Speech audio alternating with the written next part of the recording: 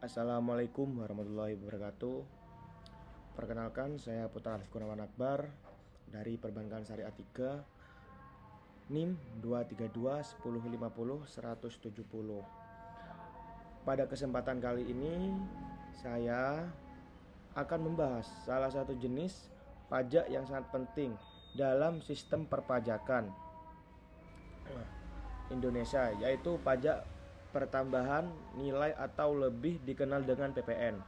Nah, PPN adalah pajak yang hampir kita temui dalam transaksi sehari-hari.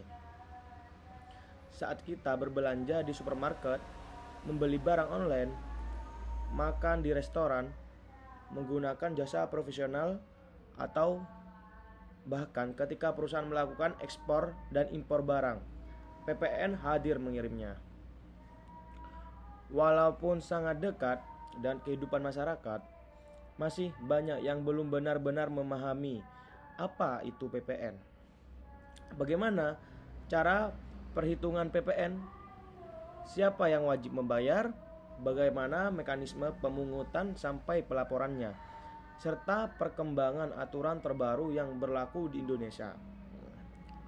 Oleh karena itu, dalam materi ini kita mempelajari PPN secara lengkap dan berurutan, mulai dari konsep dasar sampai perhitungan sederhana, sehingga setelah menyimak hingga akhir kita benar-benar memahami bagaimana PPN bekerja dalam perekonomian modern.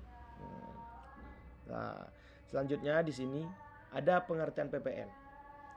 PPN adalah pajak tidak langsung yang dikenakan atas setiap pertambahan nilai dari barang dan jasa dalam peredarannya dari produsen ke konsumen akhir.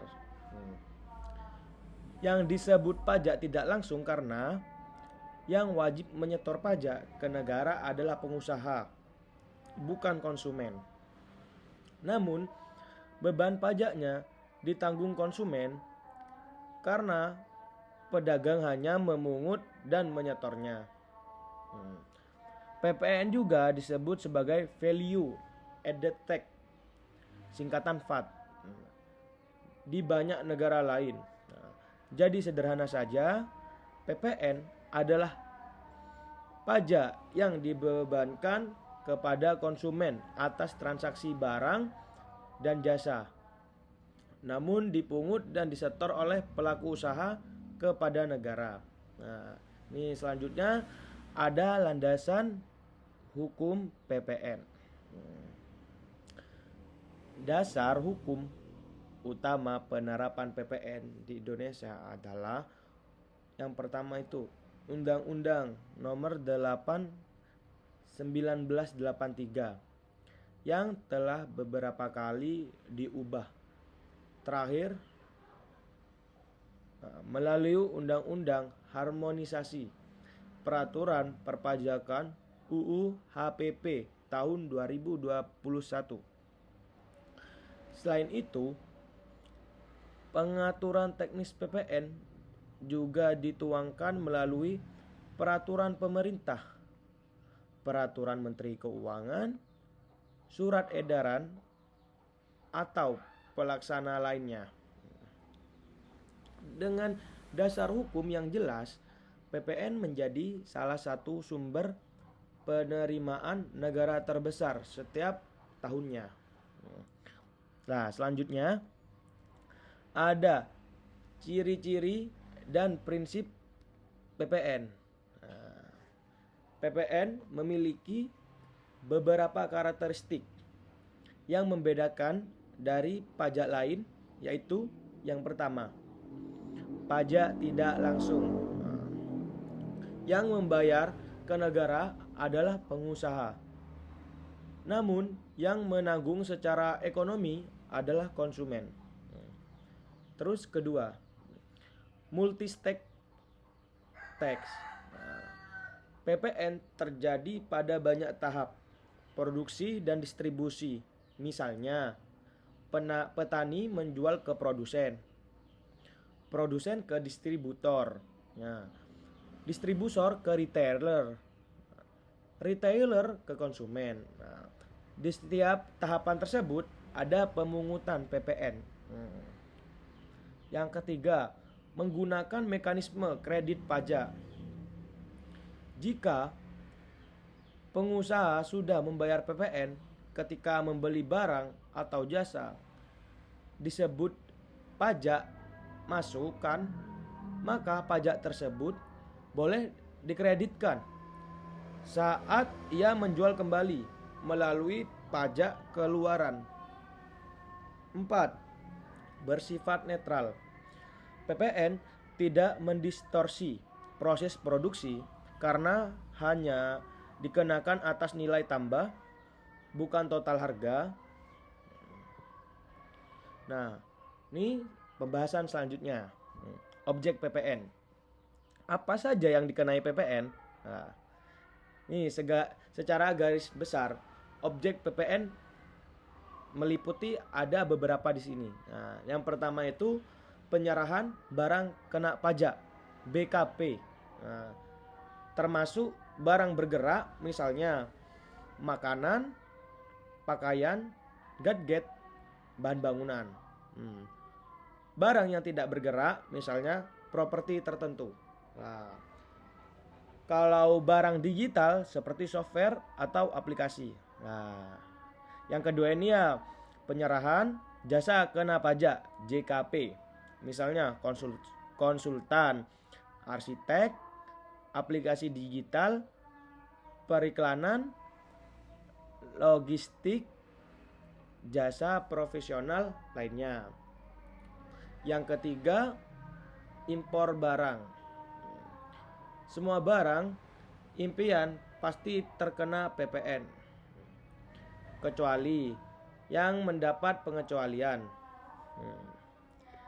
Yang keempat, ekspor barang dan jasa.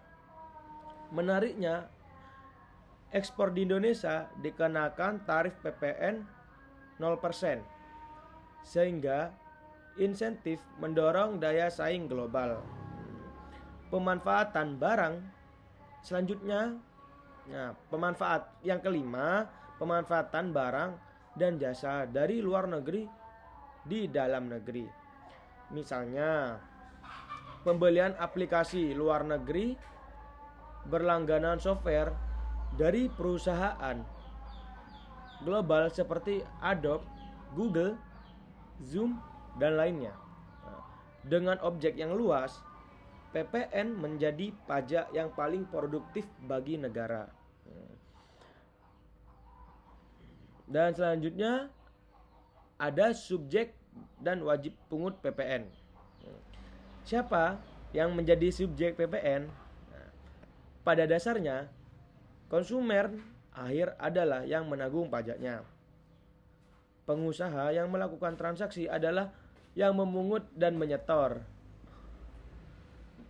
Di Indonesia, pengusaha yang wajib memungut dan melapor PPN adalah PKP, pengusaha kena pajak, yaitu pengusaha yang omsetnya melebihi 500 juta dalam setahun, sehingga wajib memungut PPN, membuat faktur pajak, menyetor ke kas negara, melaporkan SPT, masa PPN setiap bulan.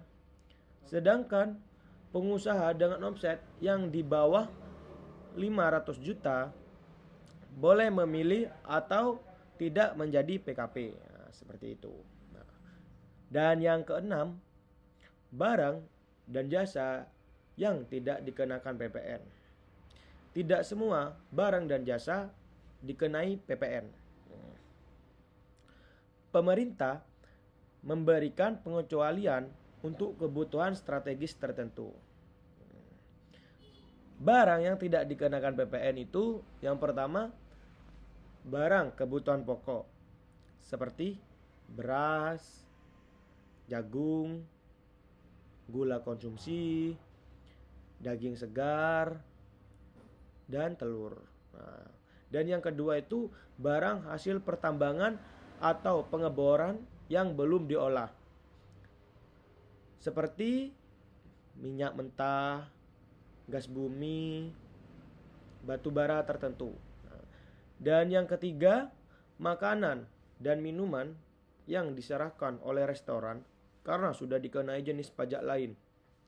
Jasa yang tidak dikenai PPN termasuk diantaranya jasa pendidikan, sekolah, pesantren, universitas.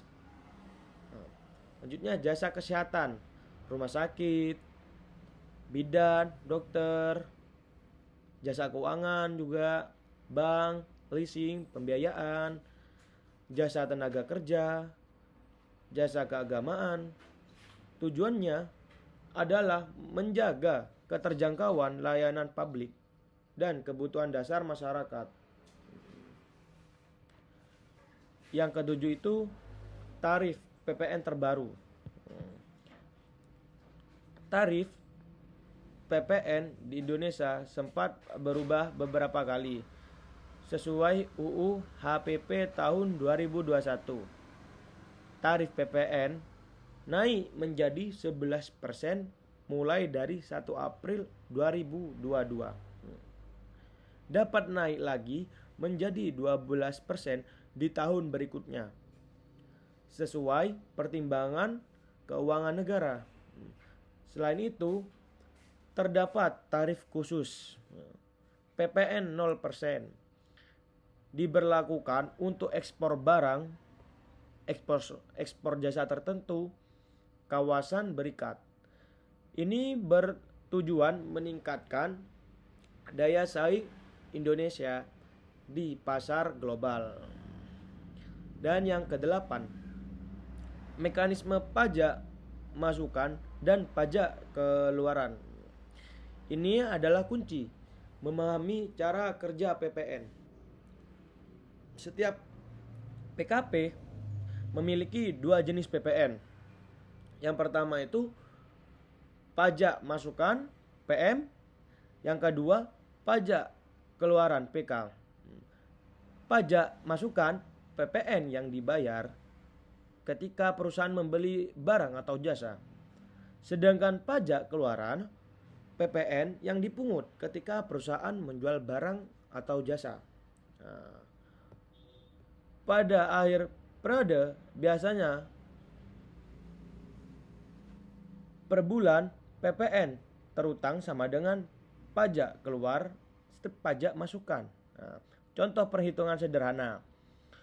Perusahaan membeli bahan baku harga 10 juta. PPN 11% sama dengan 1,1 juta. Maka pajak masukan sebesar 1,1 juta. Kemudian perusahaan menjual produk, harga jualnya 20 juta. Sedangkan PPN 11% sebesar 2,2 juta. Maka pajak keluaran 2,2 juta. Perhitungan akhir, PPN yang harus disetor sebesar 2,2 juta kurangi 1,1 juta sama dengan 1,1 juta. Inilah yang disebut membayar pajak atas pertambahan nilai, bukan atas total keseluruhan harga.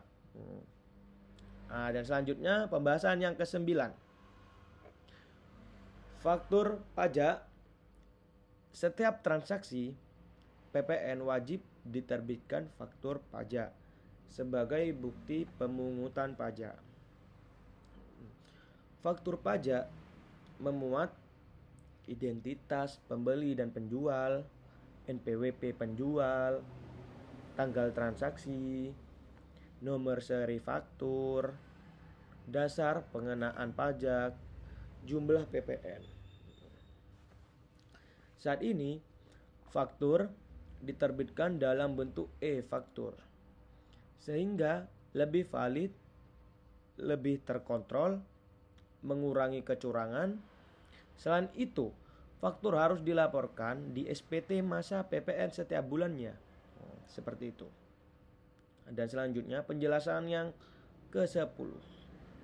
SPT masa PPN. PKP wajib melaporkan PPN setiap bulan, bukan tahunan. Nah, ini SPT masa PPN mencakup rekafaktur pajak keluaran, rekafaktur pajak masukan, besaran PPN kurang atau lebih bayar, pelaporan dilakukan melalui e-faktur, e-filing, DCP online. Keterlambatan pelapor dikenakan sanksi administrasi.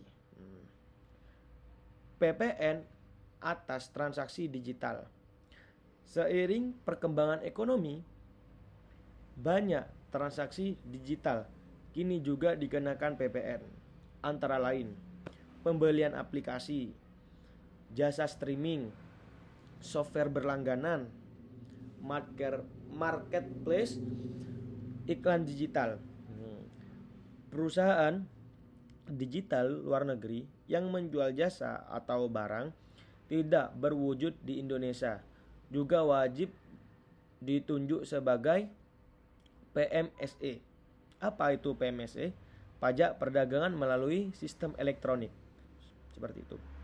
Sehingga pengguna di Indonesia tetap dikenai PPN atas transaksi digital internasional.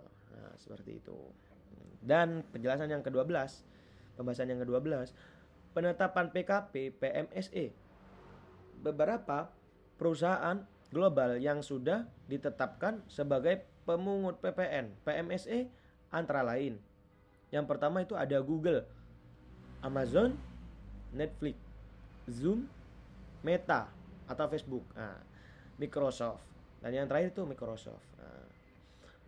Dengan demikian, setiap transaksi digital tetap penerima negara. Dan yang selanjutnya pembahasan ke-13, sanksi dalam PPN. Kesalahan pemungutan, penyetoran atau pelaporan PPN dapat dikenakan sanksi berupa yang pertama, sanksi administrasi, denda, bunga, kenaikan pajak. Yang kedua, sanksi pidana. Jika terdapat kesengajaan atau indikasi penipuan terhadap pajak. Oleh karena itu, wajib pajak harus memahami mekanisme PPN dengan benar.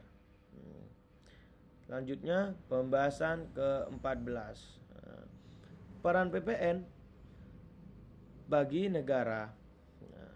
PPN adalah sumber penerimaan negara terbesar dari sektor pajak karena transaksi sangat luas. Beban ditanggung konsumen akhir. Pemungutan terintegrasi melalui sistem e-faktur. Penerimaan PPN digunakan untuk yang pertama itu pendidikan, kedua infrastruktur, yang ketiga bantuan sosial, yang keempat kesehatan, yang kelima pembayaran utang negara, yang keenam pengembangan ekonomi nasional. Dengan membayar PPN secara tidak langsung, kita ikut berkontribusi pada pembangunan nasional. Seperti itu. Nih, dan yang terakhir nih, kesimpulannya dari penjelasan saya dari awal sampai akhir ini ya, untuk menutup materi ya. Yang pertama itu PPN adalah pajak atas konsumsi barang dan jasa di dalam negeri. Yang kedua, dipungut oleh pengusaha kena pajak PKP, namun ditanggung oleh konsumen. Yang ketiga, menggunakan mekanisme pajak masukan dan pajak keluaran. Yang keempat, tarif PPN saat ini 11% dengan kemungkinan naik menjadi 12%. Yang kelima, tidak semua barang dan jasa dikenakan PPN, beberapa kecuali untuk melindungi kebutuhan dasar masyarakat, seperti itu. Yang keenam, setiap transaksi PPN wajib dilengkapi faktur pajak dan dilaporkan setiap bulan PPN. Setiap bulan. Yang ketujuh, PPN juga berlaku pada transaksi digital internasional. Yang kedelapan, PPN menjadi tulang punggung penerimaan negara. Nah, dengan memahami PPN, kita tidak hanya mengerti bagaimana pajak bekerja, tetapi juga dapat memastikan kontribusi kita sesuai ketentuan baik sebagai konsumen maupun pelaku usaha. Demikian materi lengkap mengenai pajak pertambahan nilai atau PPN. Nah, semoga pemaparan dari saya memberikan pemahaman yang lebih jelas, runtut dan mudah dicerna mengenai bagaimana PPN bekerja dalam sistem perpajakan nasional. Terima kasih atas perhatiannya. Assalamualaikum warahmatullahi wabarakatuh.